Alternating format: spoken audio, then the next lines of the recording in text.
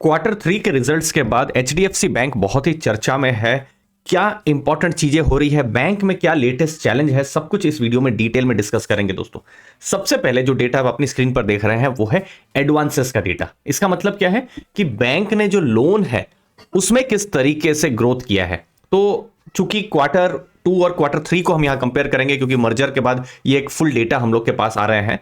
तो जो सितंबर का महीना था तो लगभग 2.3 लाख करोड़ का दोस्तों उनका जो ग्रोथ था लोन में हुआ था, और इस बार कितना हुआ है 2.46 लाख करोड़, मतलब क्वार्टर ऑन क्वार्टर 4.9% का ये ग्रोथ हुआ है। ठीक है, अच्छा नंबर है। अब नेक्स्ट डेटा थोड़ा चिंता में ला देता है कि जो डिपॉजिट का जो ग्रोथ है वो कम हुआ है। वो कितना हुआ है 1.9%। मतलब क्या है कि एक तरीके से जो बैंक है लोन ज्यादा दे रही है, लेकिन आप लोन इतना ज्यादा दे रहे हैं साथ में आपके पास जो डिपॉजिट्स हैं, डिपॉजिट्स मतलब जो आप एज ए कस्टमर ग्राहक बैंक के पास डिपॉजिट रखते हैं, चाहे current account, saving account, fix deposit, तो डिपॉजिट में उतना ग्रोथ नहीं है। ये सिर्फ लगभग 2% से कम है और लोन ग्रोथ लगभग 5% को ये टच कर रहा है। तो ये एक बहुत बड़ा चैलेंज हमको इन रिजल्ट्स में देखने को मिल रहा है।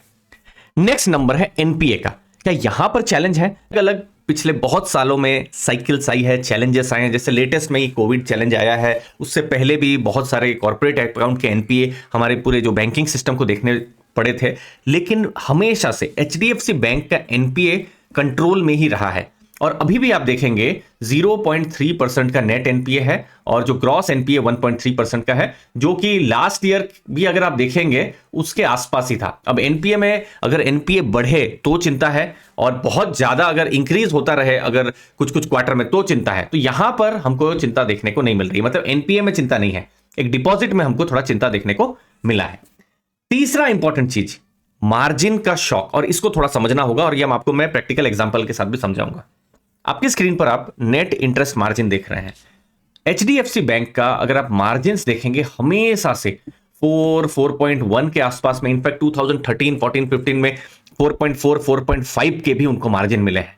और अभी आप देखिए क्वार्टर थ्री के रिजल्ट में 3.4% के ये मार्जिन हो गए हैं। अब ये मार्जिन क्यों हुआ है? क्योंकि मर्जर हुआ है और यहां पर जो हाउसिंग लोन की भी बुक यहां पर ऐड हुई है और हाउसिंग लोन बहुत ही टिपिकली बहुत हाई मार्जिन प्रोडक्ट नहीं होता है, तो इसके कारण से मार्जिन में इंपैक्ट यहां पर हमको देखने को मिला है। लेकिन ये एनआईएम पार्ट पर मैं थोड़ा और समय लूंगा और आपको मैं कॉन्सेप्ट भी यहां पर मैं समझाऊंगा ताकि आप और डिटेल में समझ सकें।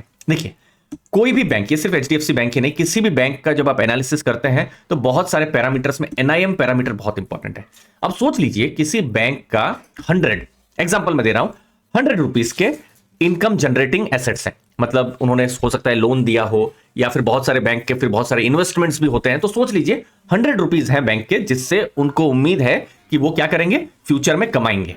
ठीक है, अब ये तो नीचे आ गया। अब बैंक जो है बहुत सारे लोन्स भी प्रोवाइड करती है। तो सोच लीजिए just as an example, bank को लोन से जो इंटरेस्ट इनकम है 10 रुपए की मिलती है।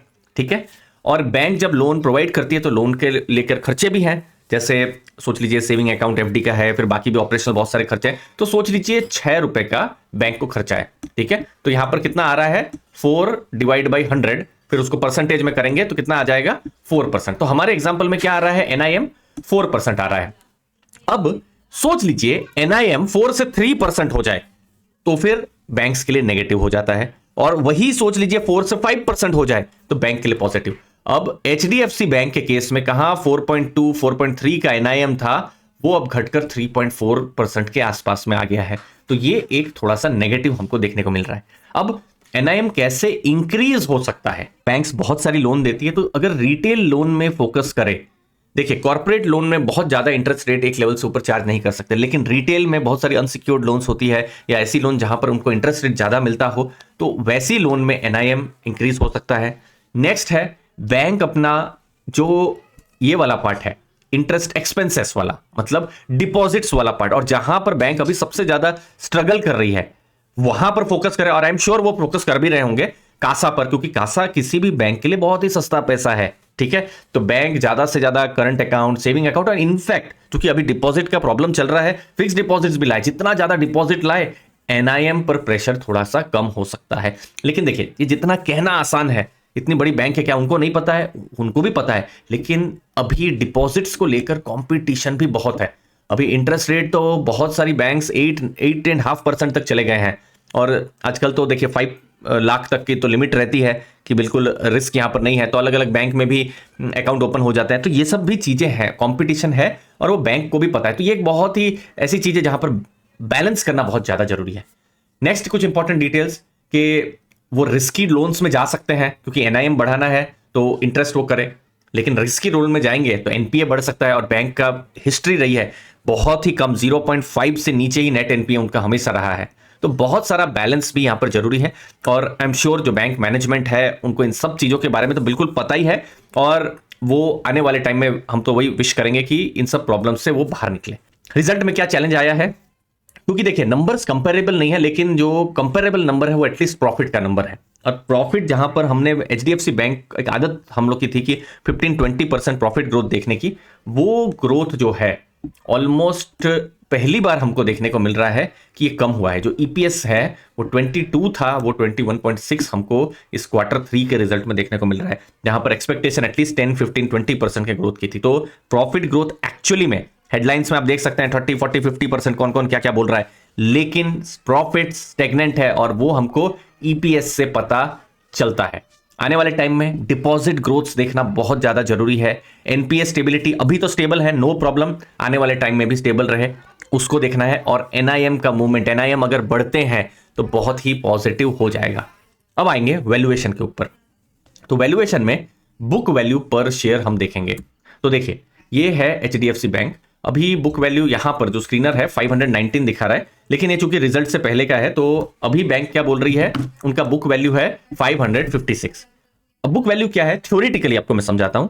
किसी भी कंपनी का जितने भी एसेट्स हैं उसको माइनस कर दीजिए सब लाइबिलिटीज के साथ, तो अंत में क्या बचा, जो शेयर होल्डर इक्विटी, मतलब एक शेयर होल्डर के पास कितने रुपए का वैल्यू बचा। तो सोच लीजिए एचडीएफसी का 556 का वैल्यू है, ठीक है। अब स्टॉक मार्केट में किस तरीके से एनालिसिस करते हैं, इसको वैल्यूएशन को जो प्राइस है उसके साथ हम जो है डिवाइड करते हैं। तो जैसे 1479 को हम 556 के साथ करेंगे, 519 नहीं, मैं 556 ले लेता हूं, तो आपको यहां पर क्या नंबर आएगा, मैं लिख देता हूं 2.66 आएगा। तो ये क्या आ गया, प्राइस टू बुक आ गया, किसका, एचडीएफसी बैंक का। ओके, हिस्टोरिकली एचडीएफसी बैंक को क्या प्राइस टू बुक मिला है, तो देखिए ये 10 ईयर का डेटा है, उनको हमेशा 4.3 मिला है, प्रीमियम में है, ठीक है। बहुत सारी बैंक को 1.5 भी नहीं मिलता है, लेकिन एचडीएफसी बैंक को हमेशा प्रीमियम मिला है। जैसे 2017 में देखिए 4.7, फिर देखिए 4.7 2016 में नीचे भी गया है तो 3.9 गया है, ठीक है, मतलब एक प्रीमियम मिला है। लेकिन आप यहां देखिए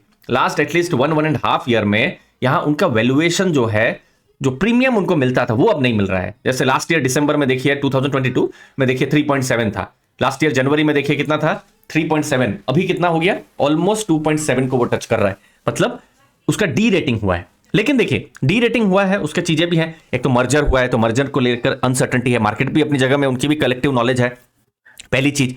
दूसरी चीज कि एनआईएम जब मार्केट को 4.2 मिलता था, तो अभी वो क्यों ऐसी बैंक को या कंपनी को वैल्यूएशन दे जिसका जो एनआईएम है 3.4 है, तो वो भी मार्केट की बात सही है। नेक्स्ट चीज ये भी है कि जो डिपॉजिट ग्रोथ है आपका उतना ज्यादा स्ट्रांग नहीं हो रहा है, जो कि पहले आदत हो गई थी कि 15-20% हो रहा होगा, ठीक है। तो ये एक थॉट प्रोसेस है कि जो बताता है कि नहीं आप लोअर वैल्यूएशन जस्टिफाई करते हो। ओके, अच्छा, अब मैं इसका काउंटर भी मैं बताता हूं कि मर्जर हुआ है, मर्जर की जो सिनर्जीज हैं आने वाले टाइम में हमको पता चल सकती है, तो तब अच्छा ग्रोथ हमको देखने को मिल सकता है। दूसरी चीज, बुक वैल्यू हिस्टोरिकल लेवल के कंपैरिजन में जो बुक वैल्यू है अभी हमको कम देखने को मिल रही है, एटलीस्ट जो प्राइस टू बुक वैल्यू है, तो एक फ्यूचर के लिए बहुत ज्यादा यहां पर एक्सपेक्टेशन भी है। तो मैंने यहां पर काउंटर पॉइंट और जो पॉजिटिव नेगेटिव दोनों ही पॉइंट को यहां पर डिस्कस किया है, और डेटा के आधार पर आपको समझाने की कोशिश की है कि एचडीएफसी बैंक में क्या चैलेंज स्ट्रगल हो रहा है। दोस्तों आपका क्या व्यू है, मुझे कमेंट सेक्शन में जरूर बताइएगा। धन्यवाद आपके समय के लिए, थैंक यू दोस्तों।